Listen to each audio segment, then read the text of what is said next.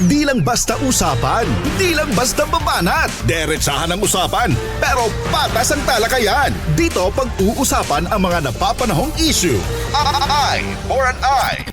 Eye for an eye. Kasama niyo po, Idol Mark Espinosa pa rin po at tuloy-tuloy po tayo sa programa po natin. Ngayong umaga po na ito, pag-usapan po natin ito pong kauna-unahan na munisipalidad sa Rehiyon 1 na magkaroon po ng Memorandum of Agreement between ng LGU at ng Philippine Rice Research Institute ng Region 1 para po sa pagtatanim ng mga high zinc rice po na ito. Ngayong umaga po makakapanayan po natin po ang ama ng pinagpalang bayan po ng Manaoag, Honorable Jeremy Docming Rosario. Pabati mo na po natin. Mayor, thank you for taking our early call at magandang umaga po pagbati po ninyo. Good morning, Idol Mark, at good morning po sa lahat po ng inyong tagapakinig. Mula dito po sa pinagpalang bayan po ng Manaoag, ako po si Mayor Docming. At gising na tayo, Idol Mark. Opo. Dahil pataas pa rin ang haring araw, maganda po ang weather dito at tuloy ang serbisyo sa munisipyo. Opo. Idol Mark. Opo, Mayor, bilang matuloy lang po ako dito po sa pinasok po natin po ng Memorandum of Agreement between the Philippine Rice Research Institute. Bilang kauna-unahan po na bayan po dito sa Region 1 na lumagda po dito sa MOA between the LGU Manaoag at ang Phil Rice Region 1, ano po ang kahalagahan po nito para po sa mga magsasaka po natin, particularly dyan po sa Manaoag? Well, thank you. Nung ito po yung aming nabalitaan at na-i-offer din ng Philippine Rice Research Institute ng Region 1, no? Wala pong no double thinking. Ibig sabihin po nagtapagpasyan po namin kaagad dahil ito po ikakabuti. Lalo na po hindi sa farmers, lalo na po sa ating mga chikiting, sa ating mga anak, mga kailangan.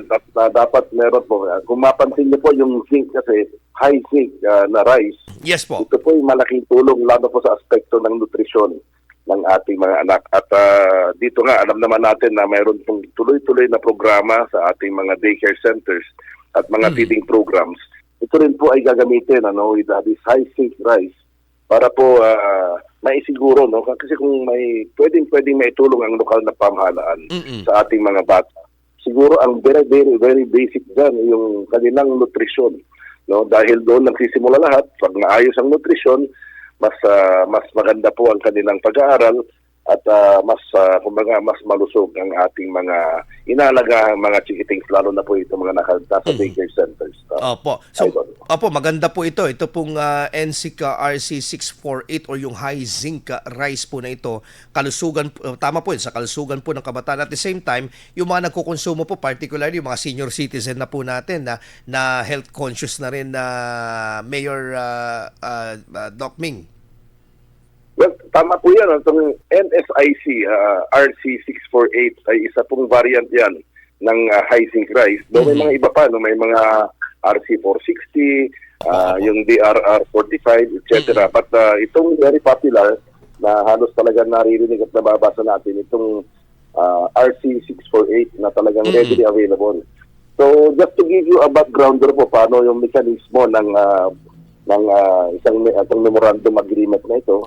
Isusupply po yung mga materials na gagamitin po. Mayroon na pong selected na mga farmer group. No? Actually, dalawa lang po yan dahil nga high yield naman po ito. No?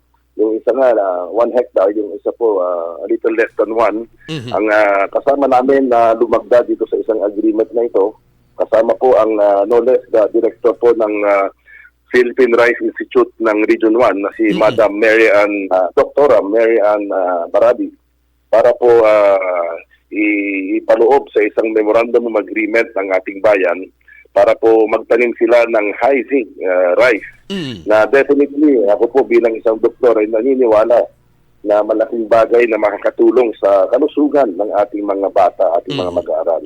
sa bayan ng Malawak. Opo, Mayor, dito po sa suporta po naman ng we have the PhilRice Region 1 sa lokal na pamahalaan po sa counterpart naman po. Ano po yung mga support natin sa farmer operators para po sa mga itong unang mga magtatanim po ng high zinc rice po sa ilalim ng programa po na ito? Well, unang-una, Idol Mark, ang agrikultura dito po sa aming bayan, doon kami po ay isang pilgrimage town. No? Opo. Admittedly, kami pa rin po ay dependent sa ating pong agriculture sector. No? Kaya nga, isa pong prioridad ng ating pong liderato at ng ating bayan ay yung talagang naibigay at matulungan na patuloy na gagabayan ang ating mga farmers. Hindi lang po itong mga magtatanim ng high zinc rice. Pero in general, lahat po sila, napaka-active po yung grupo ng mga farmers dito. Naka-organize po sila per barangay, per area. At sila po patuloy na ginagabayan ng lokal na pamahalaan sa kanilang mga pangangailangan, abono, mga kanilang mga pananim. At ito nga, actually, mabanggit ko lang, kakarating lang po ng abono na galing sa Department of Agriculture na ibibigay din po ulit. Mayroong mga more than 1,000 sacks na abono na dumating po dito sa aming bayan. But again, going back to high zinc rice po, ang suporta po ng lokal na pamahalaan maliban sa ang mga materials po kasi ay manggagaling po sa PhilRice. Pero yung ang maganda po dito dahil instead na ang local government po ay bibili pa ng rice na hindi po high zinc, no? Ninarapat po namin with this agreement na itong produce na maaani ng ating mga magsasakang napili ay tayo rin po ang bumibili po nito na gagamitin sa mga feeding programs, no? Dahil lalo na po itong going back dito sa ating mga daycare centers, no? Hindi na po nagbabaon, hindi na po nag-aabalang ang mga magulang ng mga daycare center pupils na magluto ng merienda o kakainin ng kanilang mga anak.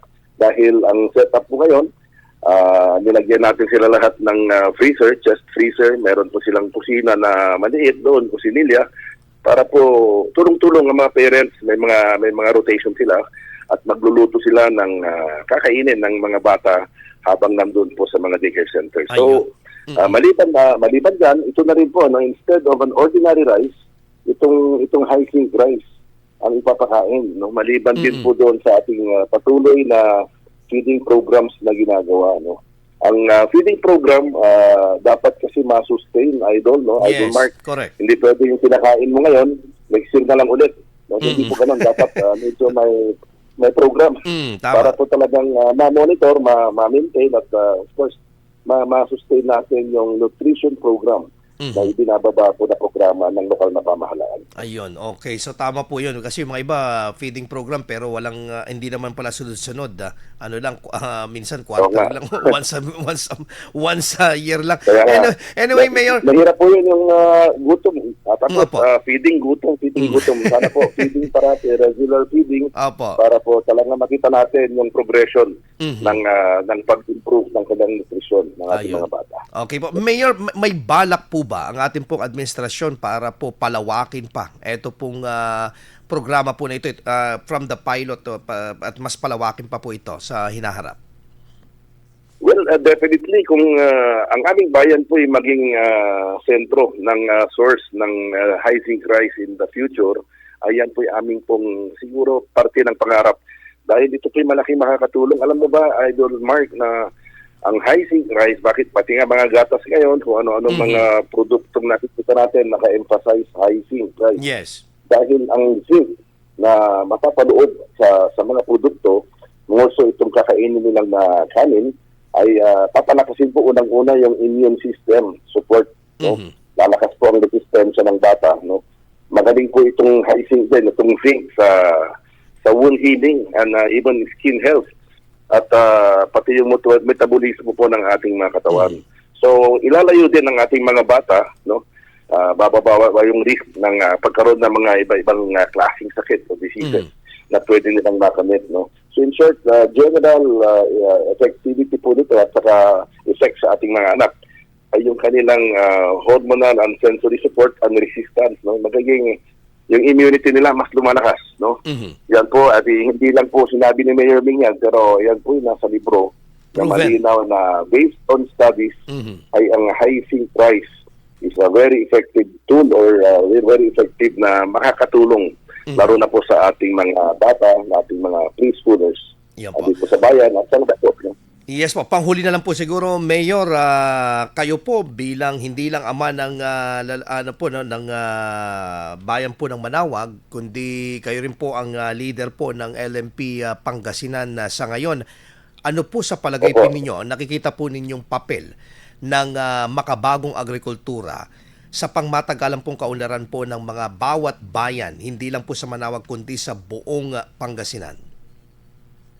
Well, unang-una, Idol Mark, ay kailangan tayong lahat, no? I will encourage my fellow mayors na maging bukas ang isipan, no?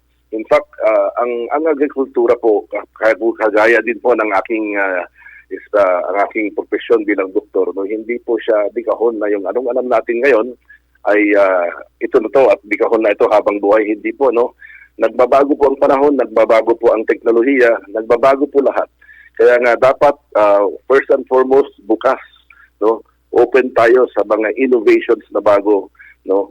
Para po sa agrikultura, para sa lahat, no? Kaya nga po ito po yung isang magandang innovation na inoffer po ng Feed Rice na tayo po ay magtanim ng high zinc rice na instead of tayo po ay bibili pa ng mga ordinaryong kanin ay para sa ating mga anak, lalo na yung ating mga preschoolers, ay bigyan natin sila ng high zinc rice para po maganda at maayos ang kanilang nutrition. Sabi ko nga po, ang very basic na dapat natin pagtuunan ng pansin sa tulong sa ating na pagtulong para sa ating mga mag-aaral, especially the preschoolers, ay iayos at gawing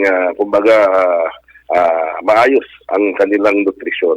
Everything starts with a good nutrition, Idol Mark, no? Yes, And with good nutrition, everything will follow, pati yung kanilang pag-aaral, no?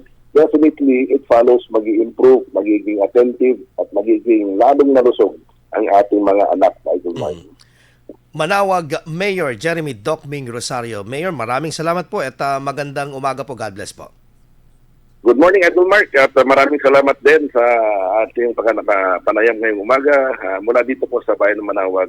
Magandang umaga at pinagpalang araw sa ating anak. Thank you.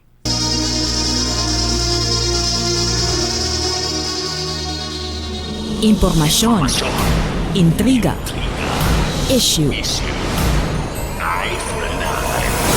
Eye for an eye. IFM.